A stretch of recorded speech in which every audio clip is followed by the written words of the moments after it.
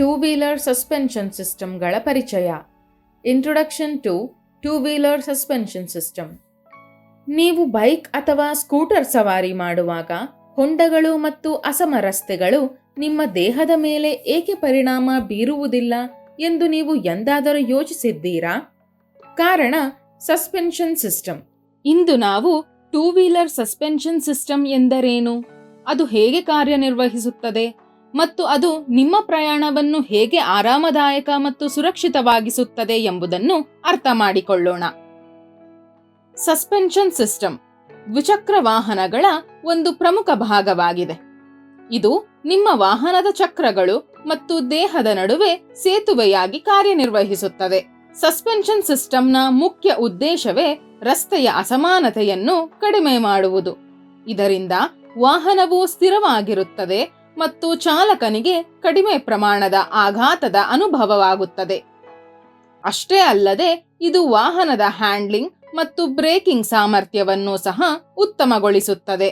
ಈಗ two wheeler suspension ಸಿಸ್ಟಮ್ಗಳ ಪ್ರಕಾರಗಳ ಬಗ್ಗೆ ಮಾತನಾಡೋಣ. ಇದರಲ್ಲಿ 2 ಪ್ರಮುಖ ವಿಧದ ಸಸ್ಪೆನ್ಷನ್ ಸಿಸ್ಟಮ್ಗಳಿವೆ. ಫ್ರಂಟ್ ಸಸ್ಪೆನ್ಷನ್, ಇದು ಬೈಕ್ನ ಮುಂಭಾಗದಲ್ಲಿರುತ್ತದೆ ಮತ್ತು ಸ್ಟೀರಿಂಗ್ ಹಾಗೂ ಹ್ಯಾಂಡ್ಲಿಂಗ್ ಅನ್ನು ನಿಯಂತ್ರಿಸುತ್ತದೆ. ಇದು ಸಾಮಾನ್ಯವಾಗಿ ಫೋರ್ಕ್ ಸಿಸ್ಟಮ್ ಅನ್ನು ಒಳಗೊಂಡಿರುತ್ತದೆ. ಇದು ಗುಂಡಿಗಳು ಮತ್ತು ಅಸಮರಸ್ತೆಗಳಲ್ಲಿ ಆಘಾತವನ್ನು ಕಡಿಮೆ ಮಾಡುತ್ತದೆ. ರಿಯರ್ ಸಸ್ಪೆನ್ಷನ್, ಇದು ಬೈಕ್ನ ಹಿಂಭಾಗದಲ್ಲಿರುತ್ತದೆ ಮತ್ತು ರಿಯರ್ ವೀಲ್ ಅನ್ನು ನಿಯಂತ್ರಿಸುತ್ತದೆ. ರಿಯರ್ ಸಸ್ಪೆನ್ಷನ್ನಲ್ಲಿ ಸಾಮಾನ್ಯವಾಗಿ ಹೈಡ್ರಾಲಿಕ್ ಶಾಕ್ಗಳು ಅಥವಾ ಸ್ಪ್ರಿಂಗ್ಗಳು ಇರುತ್ತವೆ. ಇದು ಬೈಕ್ನ ಸಮತೋಲನವನ್ನು ಕಾಯ್ದುಕೊಳ್ಳುತ್ತದೆ ಮತ್ತು ಹೆಚ್ಚುವರಿ ಆಘಾತವನ್ನು ಕಡಿಮೆ ಮಾಡುತ್ತದೆ.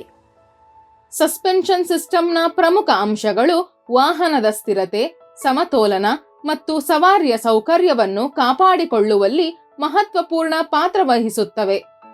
ಈ ಪ್ರಮುಖ ಅಂಶಗಳನ್ನು ವಿವರವಾಗಿ ಅರ್ಥ ಮಾಡಿಕೊಳ್ಳೋಣ.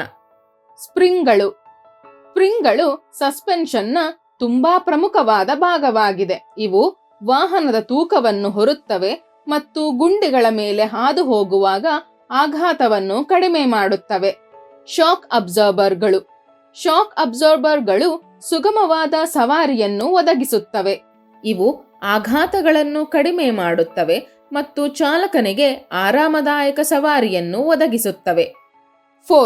ಫೋರ್ಕ್ ಸಿಸ್ಟಮ್ ಅನ್ನು ಫ್ರಂಟ್ ಸಸ್ಪೆನ್ಷನ್ನಲ್ಲಿ ಬಳಸಲಾಗುತ್ತದೆ. ಇದು ವೀಲ್ ಅನ್ನು ಸ್ಥಿರಗೊಳಿಸುತ್ತದೆ ಮತ್ತು ದಿಕ್ಕನ್ನು ಬದಲಾಯಿಸಲು ಸಹಾಯ ಮಾಡುತ್ತದೆ.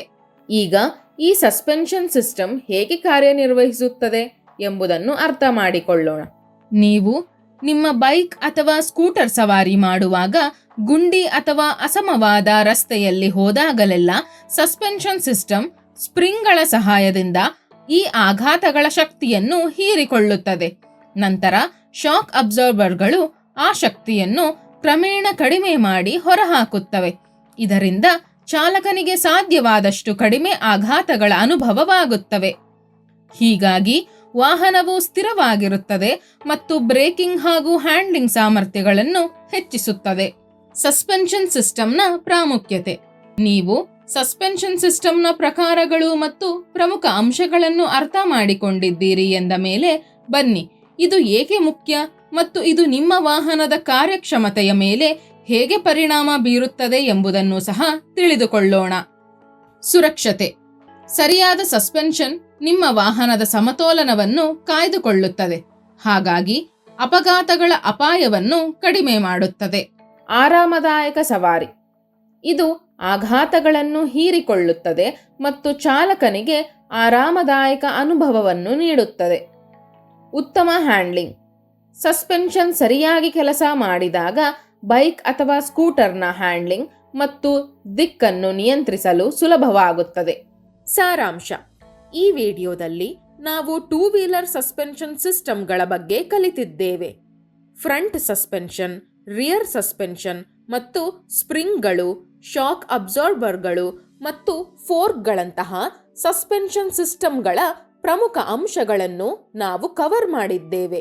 ಸಸ್ಪೆನ್ಷನ್ ಸಿಸ್ಟಮ್ಗಳು ಹೇಗೆ ಕಾರ್ಯನಿರ್ವಹಿಸುತ್ತದೆ ಮತ್ತು ಅದು ವಾಹನದ ಸ್ಥಿರತೆ, ಬ್ರೇಕಿಂಗ್, ಹ್ಯಾಂಡ್ಲಿಂಗ್ ಮತ್ತು ಸವಾರರ ಸೌಕರ್ಯಕ್ಕೆ ಹೇಗೆ ಕೊಡುಗೆ ನೀಡುತ್ತದೆ ಎಂಬುದನ್ನು ನಾವು ಕಲಿತಿದ್ದೇವೆ.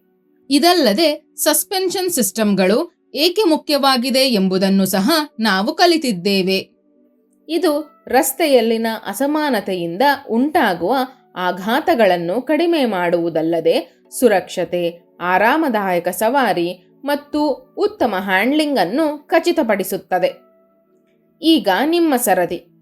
ಟೂ ವೀಲರ್ ವಾಹನಗಳಲ್ಲಿ ಬಳಸುವ ವಿವಿಧ ಸಸ್ಪೆನ್ಷನ್ ಸಿಸ್ಟಮ್ಗಳನ್ನು ಹೆಸರಿಸಬಲ್ಲಿರಾ?